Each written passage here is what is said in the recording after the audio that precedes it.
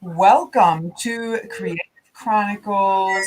I'm your host, Abiba Sheik, and our guest for today is the one and only Chelsea Boy.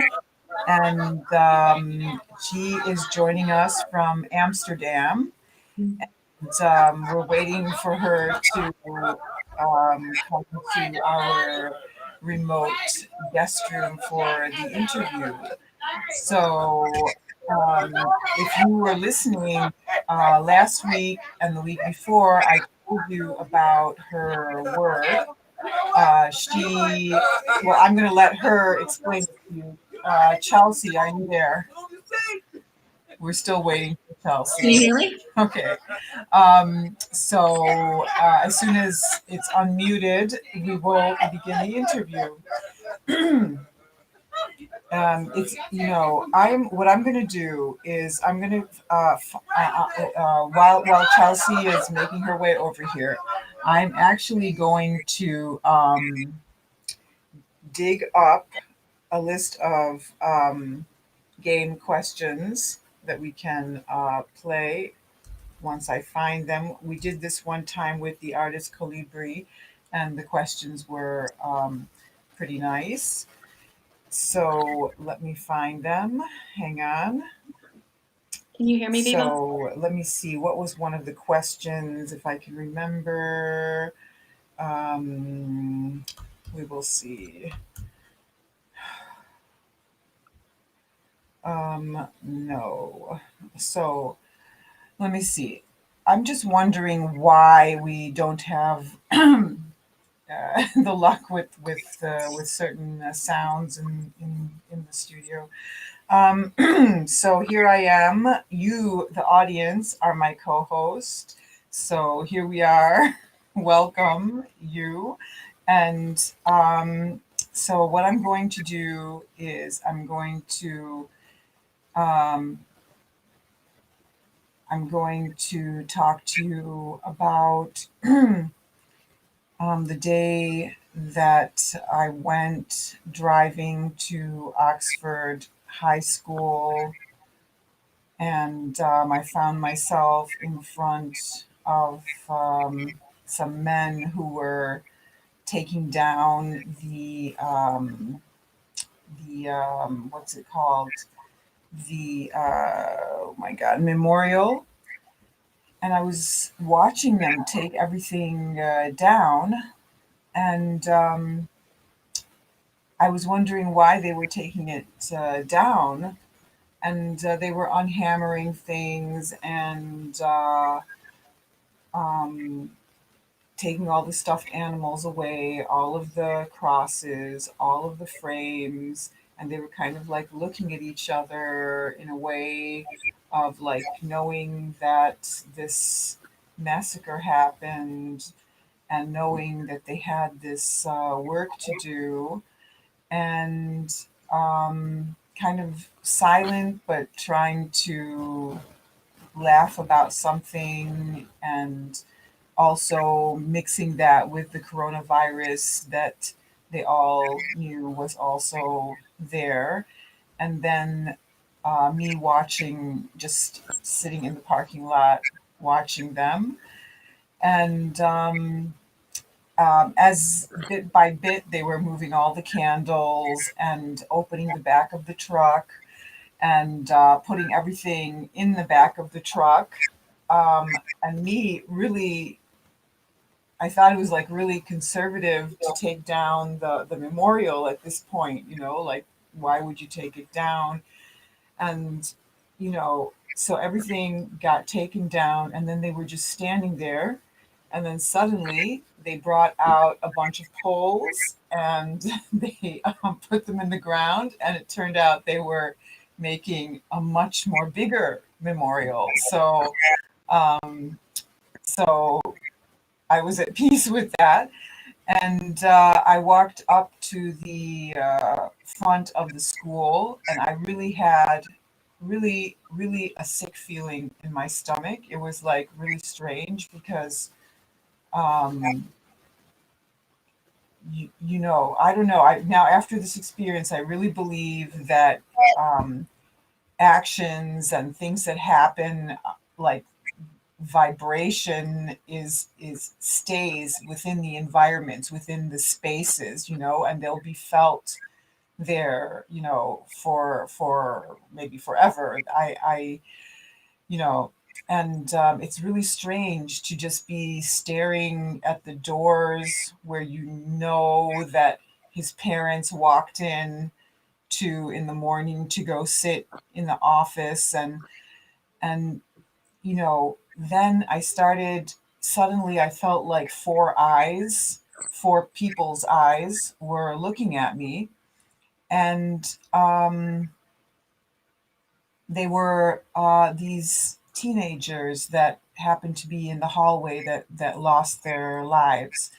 And you could really feel like the innocence was like of babies in bassinets,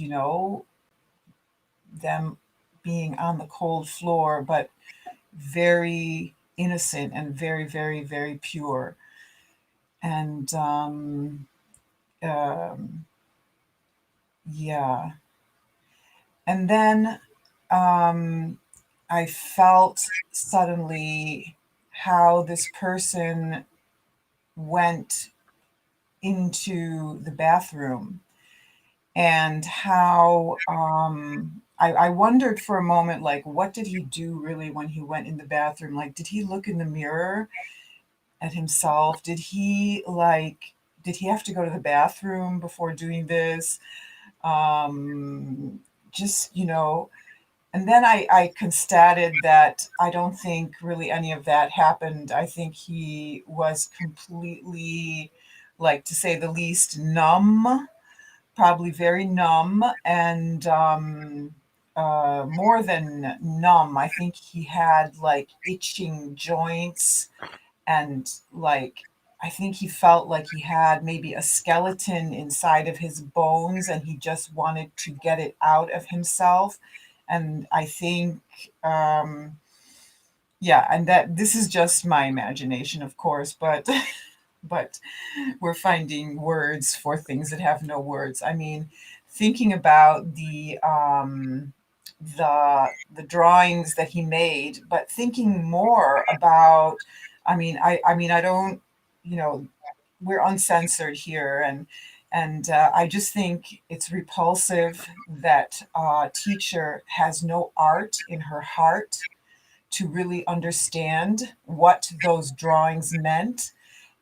Furthermore, that the teacher has no capacity or possibility to reach out to the boy and to talk to him, to help him and tell him not to worry. We're going to do everything we can. Um, and furthermore, I thought about this project that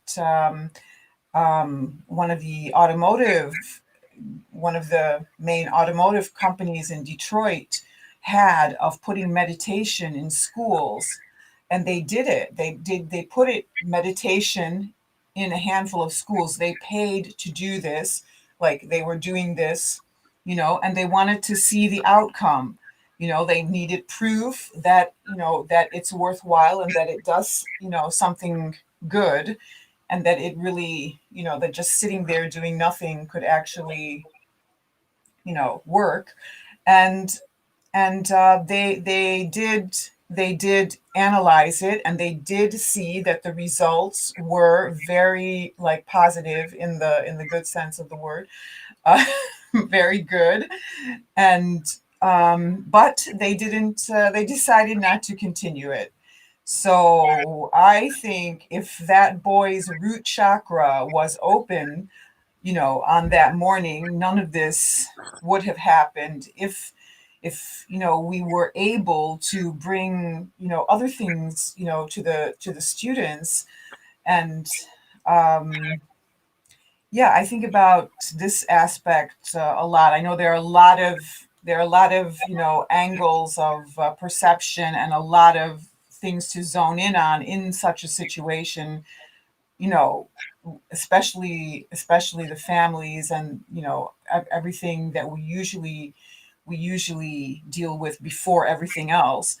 The other students, the trauma, the horror, the gun, everything, of course.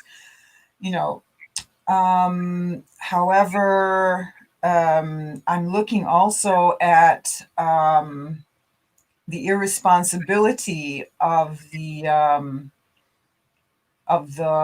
judge. I mean, I don't know the judge. I can't tell anything about the judge. Anyway, I'm not judging the judge, but it seems to me very, very, very, very, very. And now I'm gonna, very, very. Like I feel like saying very, very, very, very, very, very, very, very, very, very, very, very, very. I mean, I'm gonna.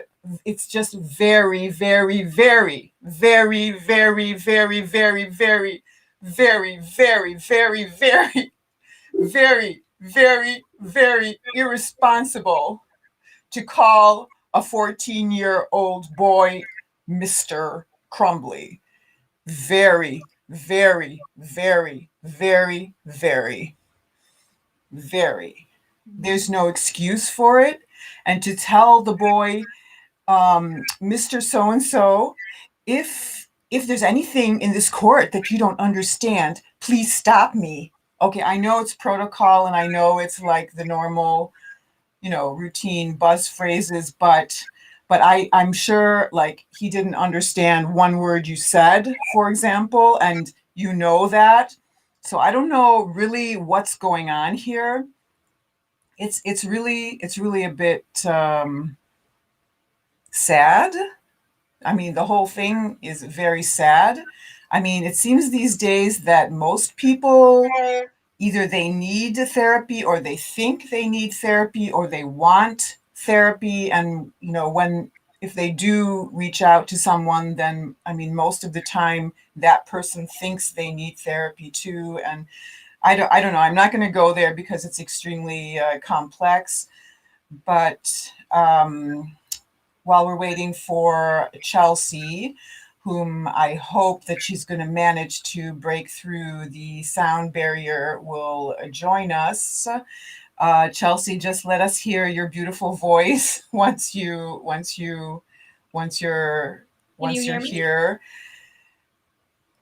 And if you can't, Chelsea, there's no problem because you could actually call us. However, I know you are in Amsterdam, so I don't know if that is possible or not. I now that I'm thinking about it, it's probably not possible. But keep trying to break through the sound barrier, and we'd love to talk to you. Can you hear me at all? So. Oh, no. You are listening and watching WJZZ Cool TV, the coolest station in the world, streaming live on YouTube, Facebook, Twitter, and many social media platforms. Thank you so much for watching, and please like, share, subscribe, and comment. And thank you for watching WJZZ. Now, the first question I want to, maybe Chelsea can at least she can listen to the questions that I was going to ask her. And what I'm going to do is I'm going to send her the questionnaire and she's going to answer them. Maybe I have an idea. Maybe we could do it. Should we do it by email or should we do it by Facebook? I think we're going to do it by email. I'm going to ask her the questions. She can respond, and I'm going to tell you what she says because it's really worthwhile. So here we go. And we can make a game out of it too. Hang on, I'm going to take the questions and put them in the email so that I can be on 2 pages at once. So we can make a game out of it. And in a way, how about we do a thing, Chelsea, where you just write the answer without thinking. Like, this is not like so serious. Like, just let it be. If you want it to, if you feel like it can be a brain dump, it can be that. Or if you if you just, just answer quickly without thinking, and we'll see what your answers are, okay? So let me get to Chelsea. Here we are. All right. Okay, I'm going to send the first question. I'm only going to send one question at a time because some of them are surprises. Okay, here, let me take this out of the subject. And as soon as I send it, I'm going to tell you what the question is. There we go. I just sent it. Okay. And she's just going to answer. I'm going to put a time limit on this. You have how many seconds, Chelsea, should we do for each question? Do you think 5 seconds or 7 seconds or 10 seconds? Um, 10 seconds. Okay. Chelsea has 10 seconds to answer each question that she is writing out. And the first question, Chelsea, if I can remember my own question, 1 second, is the first question.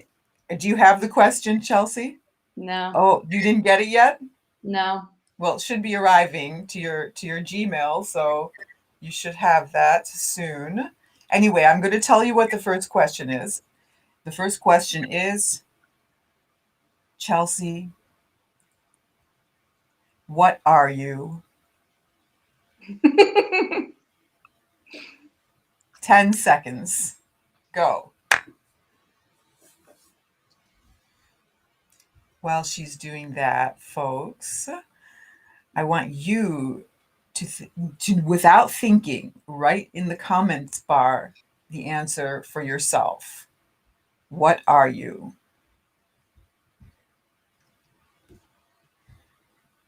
And as soon as you send it, you can give me a sign.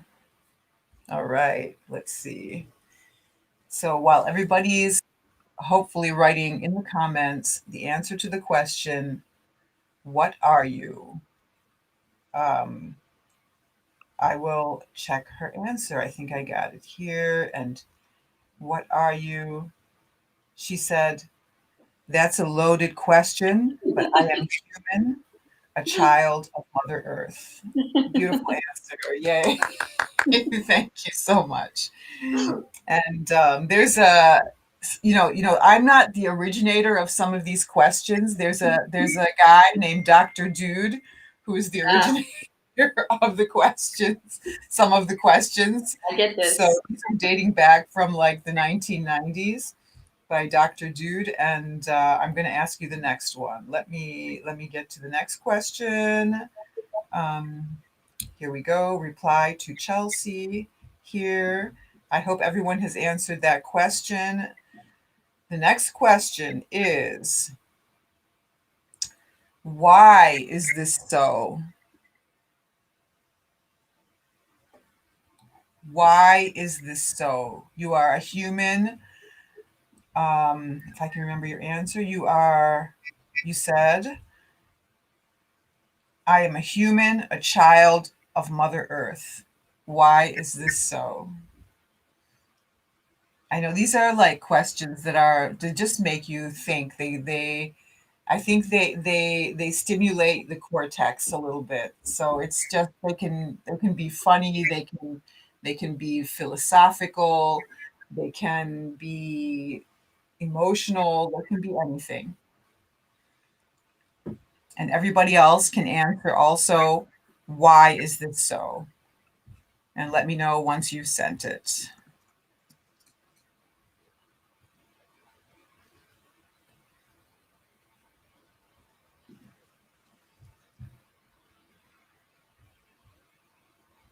We're waiting for Chelsea's answer. And not all the questions are going to be like very, I don't know what these kind of questions would be. They're not really philosophical, but in a way they are. Or they could be anthropological or philosophical or anything. I'm waiting for Chelsea's answer here. 10 seconds is up, definitely. And here's the answer to why is it so. The answer is because I have a purpose and a mission to fulfill in this life on this planet. Okay, that was a good answer. And I hear your laughter too. You can hear me? Yes, I can hear you. What happened? Welcome. Thank you. It's so nice to be here vocally. Yes, yes, yes, yes. That's wonderful. I didn't So, change anything. It just started working. oh, that's really wild. So, let me okay, so you have a mission, you said. So, okay, let me ask you then, um, what is this mission, and can you give us a concrete example of something that is part of this mission? I And don't really everybody know else answer exactly. the question too. I'm sorry. Yes, go ahead. What was the last part of what you said? I want my co-host, which is the audience, to also answer the question, because from your answers we can create new questions and new directions. So that's why the audience is my co-host, because through their answers and through their thoughts, we're going to navigate the show. Gotcha. Gotcha. Okay. So I think that we all have multiple missions. I think we all have multiple little things that we need to do while we're on this planet, our time here. So I think that for me personally, I think that a lot of it is just growth and spiritual evolution and evolution of self. Um, so I wouldn't say that it's specifically one mission. I think it's multiple missions, and it could be simple little things, and it could be great things. But I think that we all have different things that are brought into our lives for us to that contribute to our personal growth. Hmm. And can you tell us about um, both the audience and Chelsea, you and your work? I know you are a healer, an activist, and a social worker, very well studied, as well as developing very strongly on the empirical side as well. Yeah. So yeah, I'm a social worker. I don't know how much you want me to say about each thing. Hmm. I'm a social worker. I worked within homeless services with survivors of sex trafficking for many years in Tampa, Florida. Hmm. And through that, I mean, I feel like going back to the missions, I feel like in that alone, there were multiple mini missions. There were those specific people that I feel like I really made an impact in their lives, and I was able to really bring about change for them. And how did Um, you do that? well, sometimes it was just listening to them. Sometimes it was as simple as just listening to somebody.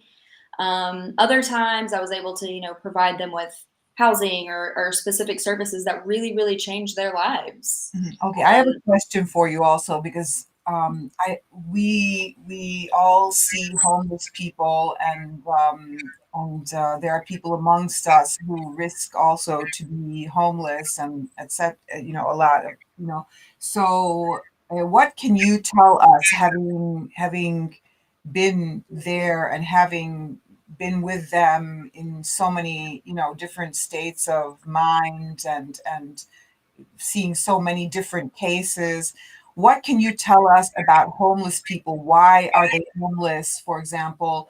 That things tell us something that we don't already know, or that we couldn't know unless we were in your situation. And you can use your spiritual knowledge as well to talk to us, not only, you know. Okay. Well, homelessness is a result of unresolved childhood trauma. So, and I think that's something that is overlooked. A lot of times people will see somebody that's homeless and they're like, oh, well, they're lazy, or they just, they're addicted to something. Well, people don't become addicts because it's fun. and people don't become homeless because it's what they want to do.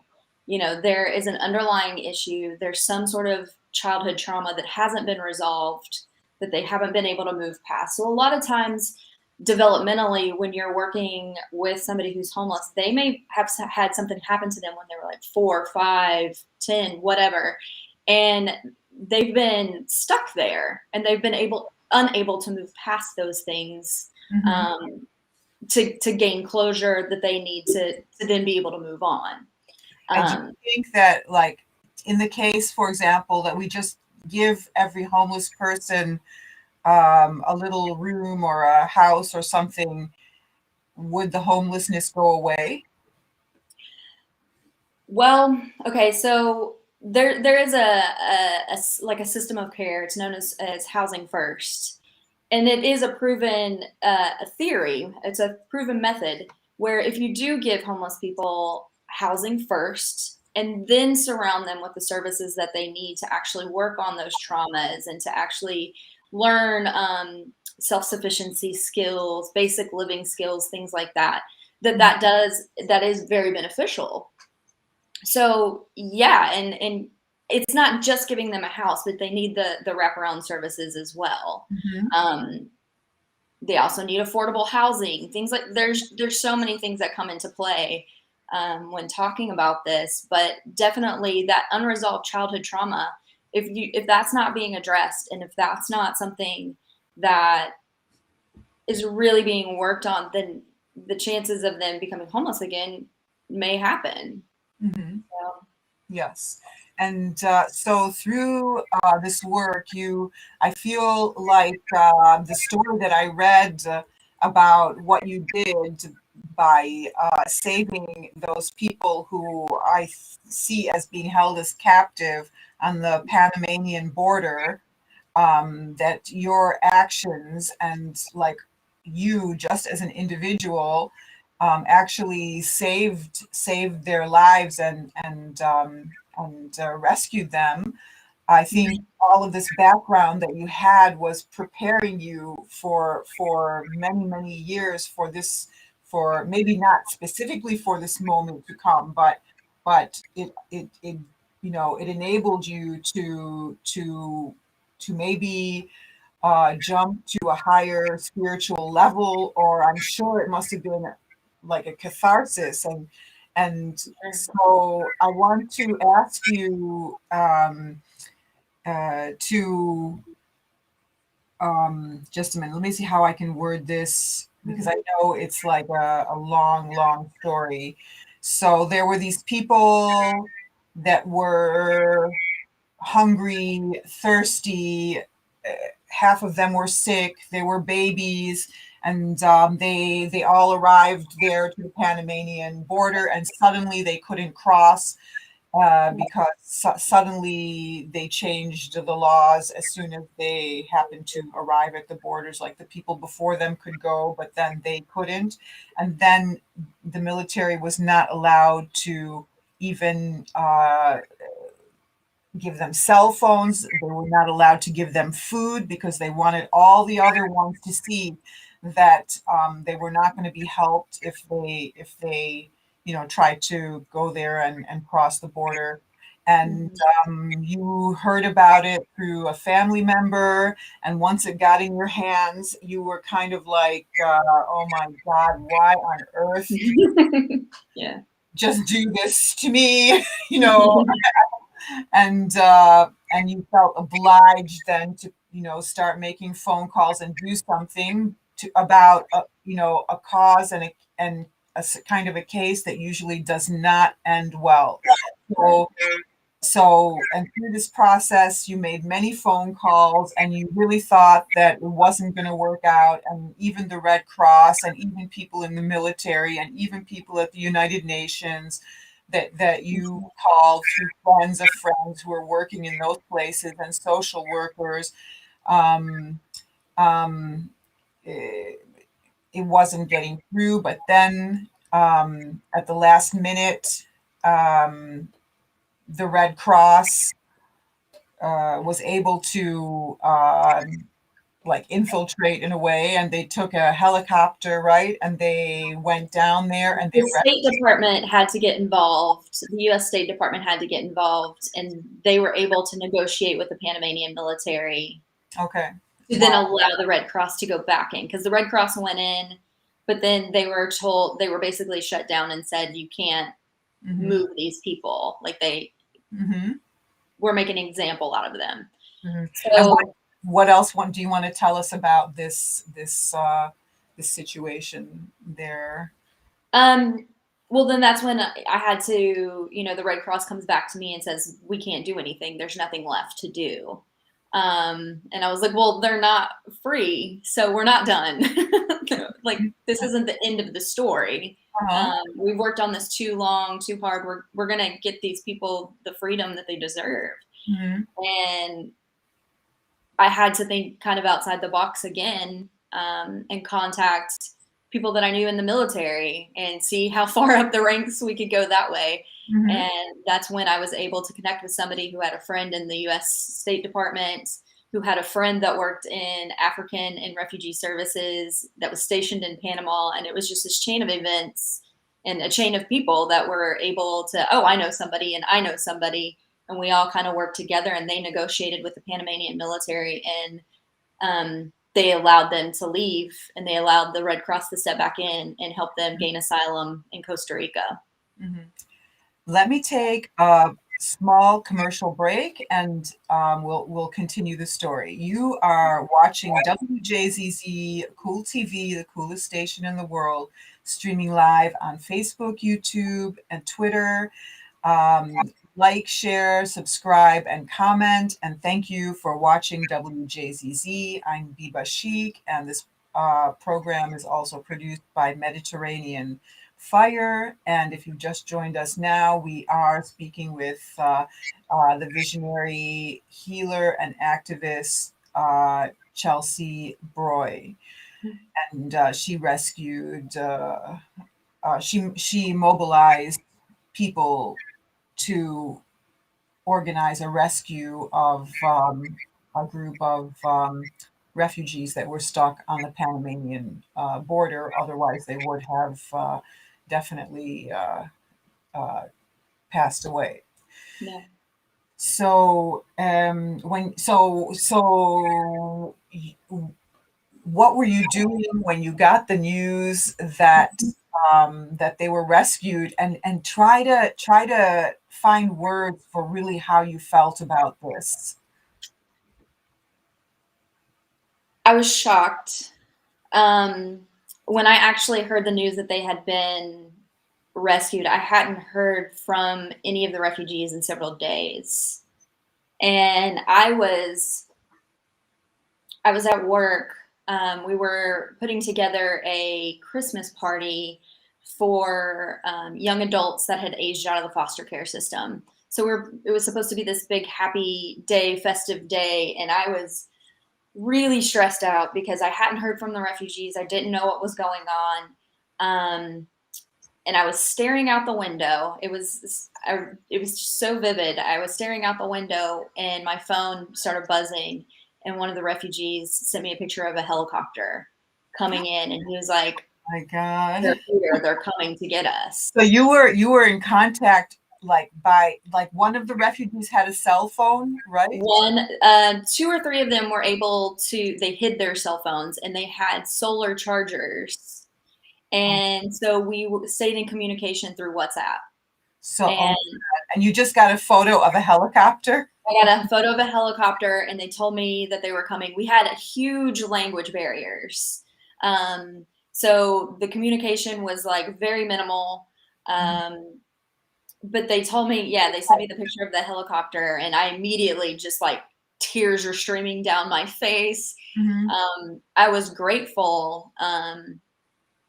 But I was still at work. And so the people that I worked with were like, what are you doing? Like, come grab these tables. We got to set up this party. I'm like, I need a moment. I was really relieved. Yes. Oh, yeah, definitely. I mean, I was wondering, during this whole process, how long did this whole process take, and were you having like sleepless nights, like Yes. envisioning what they were going through at night without any Yeah. shelter and without any food and the babies and the Yeah. military Um, stand? yeah, it went on for a little over a month. Wow, Um, that's a I long time. got the news was kind of thrown in my lap about this. I believe it was like November 27th, and I got the news of them being rescued around December 23rd. And Oh, then they didn't actually get them all out of there until the beginning of the year. okay. It was like, it took some time to kind of get all the logistics figured out on that end. Mm-hmm. But yeah, it was a lot. It was a big Mm-hmm. day. And so what did it change you as a person, this whole experience, and Yeah. what happened? How did it change you? Well, we had talked a little bit about my social work career, and if I can say anything, the United States social system is despicable. Mm-hmm. And so me working in that system and having, clients that I needed multiple services, multiple different agencies, multiple different services to be able to help that client. Like I was saying, you can put somebody in a house, but you also need to provide all those wraparound services. So Mm-hmm. being able to connect these dots and bridging the gaps between systemic issues Mm-hmm. was something that I was very accustomed to, and I had to get used to that. Otherwise, I couldn't have done my job. And Um, what exactly what are you thinking about? Like, can you give us like when you say despicable, like it sounds like you became angry. yeah, I just when I say despicable social services, I feel like, especially in the United States, the services are so siloed, and a lot of times everything can be privatized, and so you don't have agencies working together. One agency wants to do all of it, but they don't do it all, Okay. and I would have judges that would I would have a client that would break into a car or something because they needed somewhere to sleep, and then they would end up getting caught. They would have to go to jail, and then when they would go to court, the judge would tell them, oh, well, you need to link with community services and they need to give you housing. And that it doesn't work like that. And so it was just these huge gaps in not understanding the system and no one else knowing how to navigate everything. I've heard, I'm flashing right now on young people who came from families that they just couldn't stay with their mother or father, and they ended up just like you described right now, and just the rules that were imposed upon them, and the expectations of all these things that they had to do as youth, Yeah, without mother and father, would get them in jail again and again and again, just because absolutely. they couldn't do it. Yeah. Yes. And why, let me see. So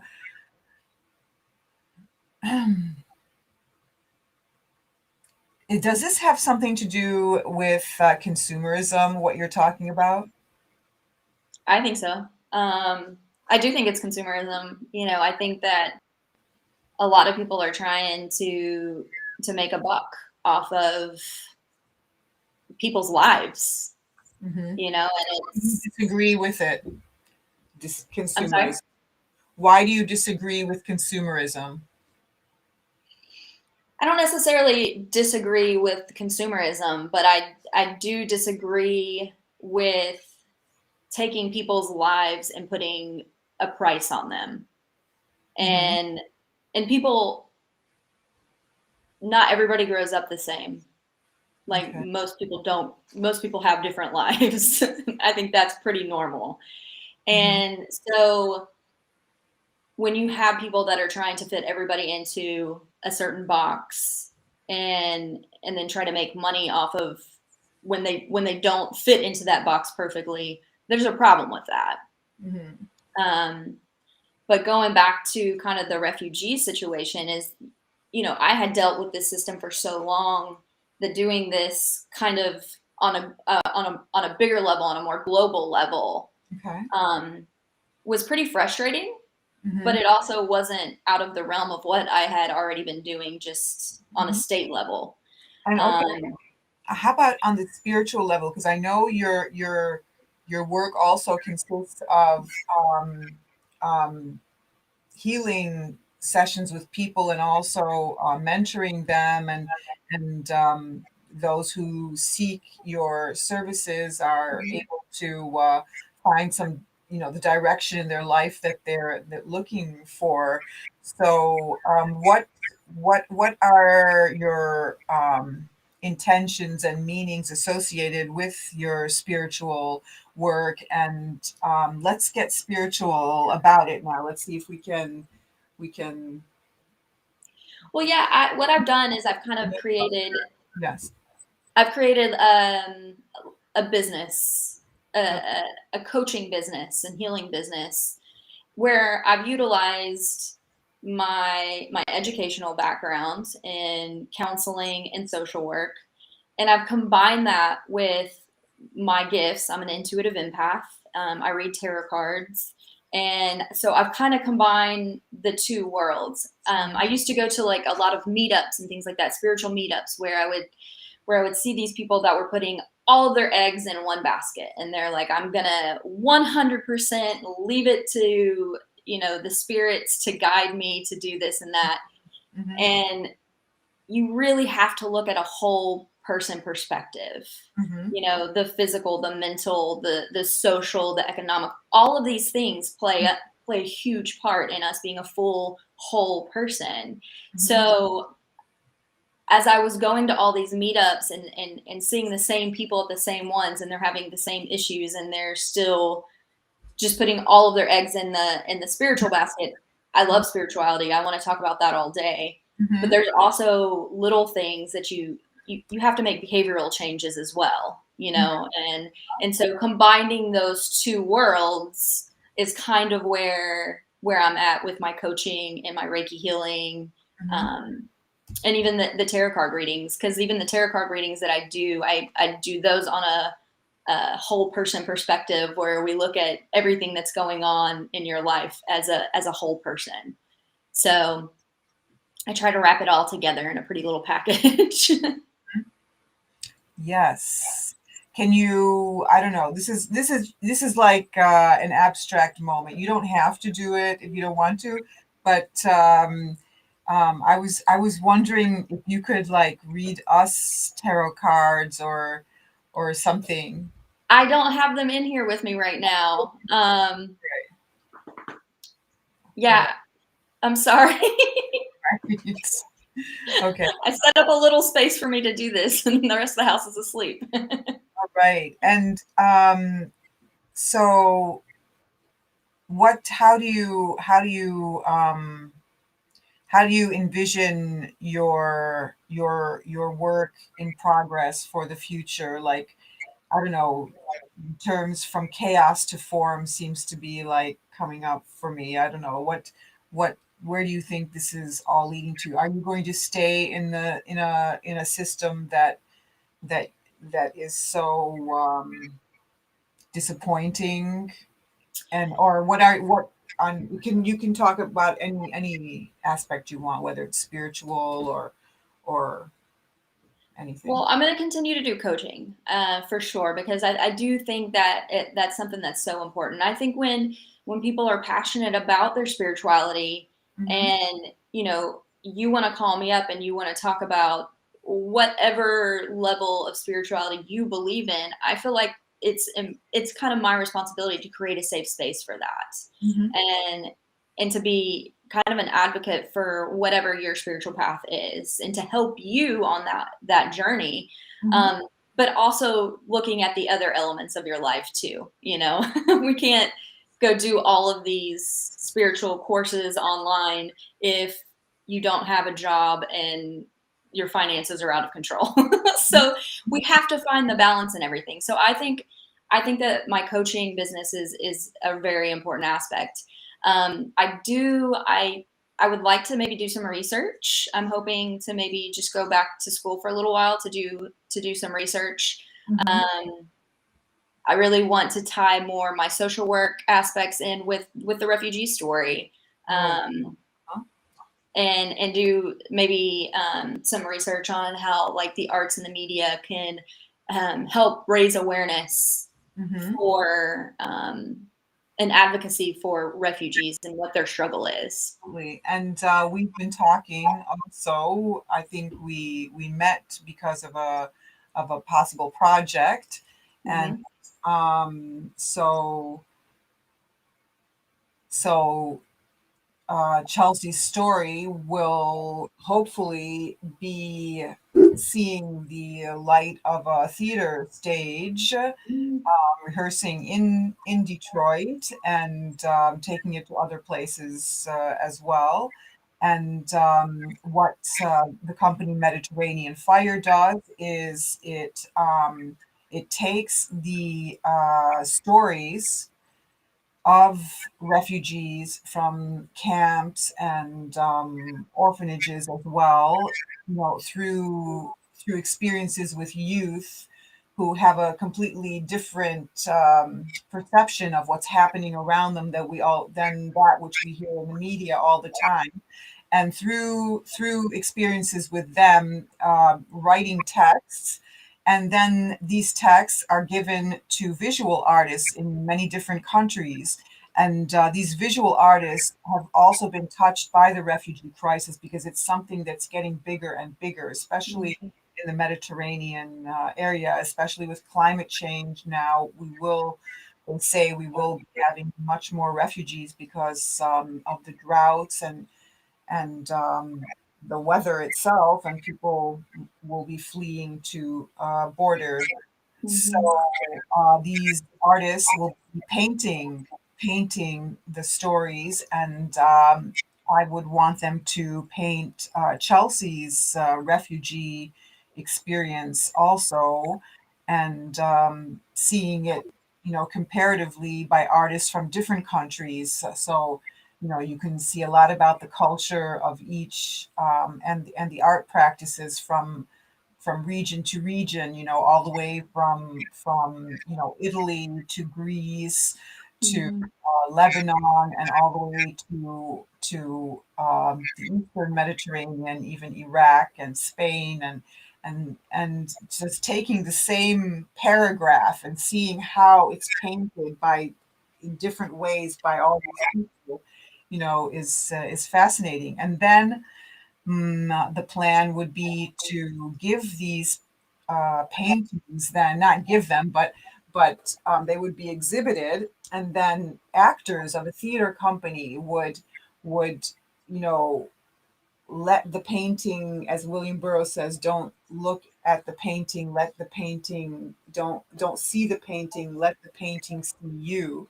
And so these actors would create these atmospheres and also characters right from the paintings themselves. The costumes would be, the same as what the paintings were inspiring them, as well as conversing with the refugee artists. And if we could even get in contact with some of the refugees, I'm sure they're in different places now. They must be doing much better now, right? Now they look like, now they're normal people. They're not refugees anymore, right? They're like human beings, right? Yeah, some came to America, so they got asylum in Costa Rica, Mhm. and then some came to America, and were calling me, "Where are the social services? How can we get help here?" And it just wasn't really going too well for them in America, and so many of them, all the ones that I was in contact with, ended up going to Canada and are all doing great. Oh, God. Okay. Yes. You are watching WJZZ Cool TV, the coolest station in the world, streaming live on Facebook, YouTube, and Twitter. Like, share, subscribe, and thank you for watching WJZZ. This is a Creative Chronicles produced by Mediterranean Fire, and we have been speaking with Chelsea Broy. and we were talking about an artistic project with Chelsea's. Chelsea wrote her story, and yes, and then this would be an awareness program where a theater production with the paintings would go hand in hand from place to place. And so we are working on the mechanics of it, um, and that's what's going on. So, are you going to be? So tell me. So now, apart from what I just described, now you're going to research art and how it can serve to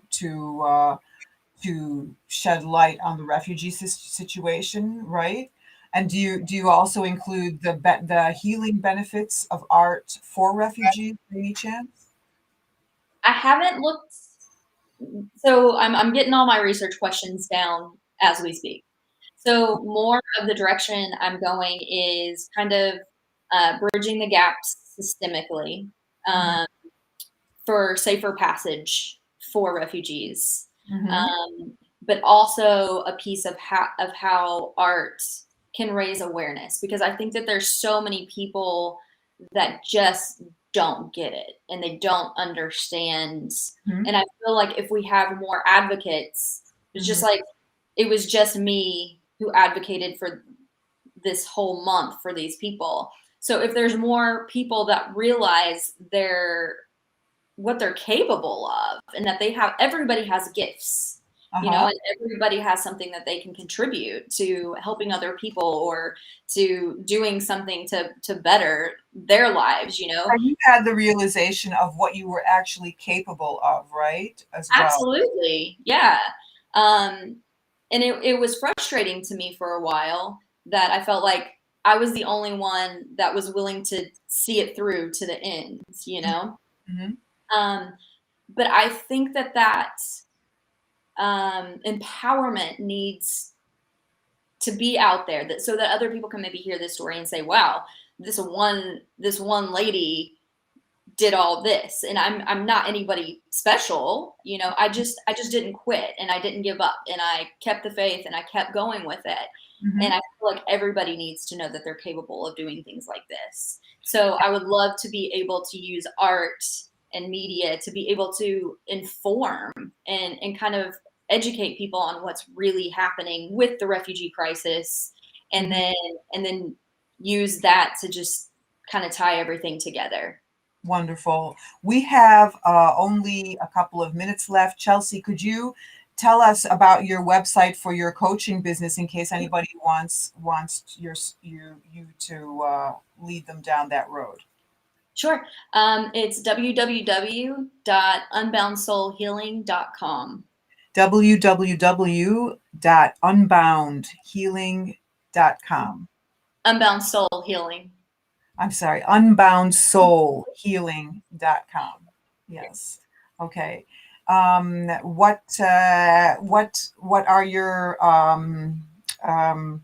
What are your final words for us? What can you give us? What can you tell us? One more thing about what we need to know that you learned from this experience about what we have in us, or what we should do, or what can you give us to I just take? think it's important, and I kind of just said this, but I just think it's important for everybody to know that we all have gifts. All of us have gifts, and it's just really important to learn what your gifts are and what you're capable of, and how strong you are as an individual for everybody. Mhm. Um, I think that's it. All right. Okay. Chocolate. Thank you so much. Bye, Chelsea. Thank you so much. Thank And you for having me. thank you so much, everybody, for tuning in and for being my co host. Goodbye.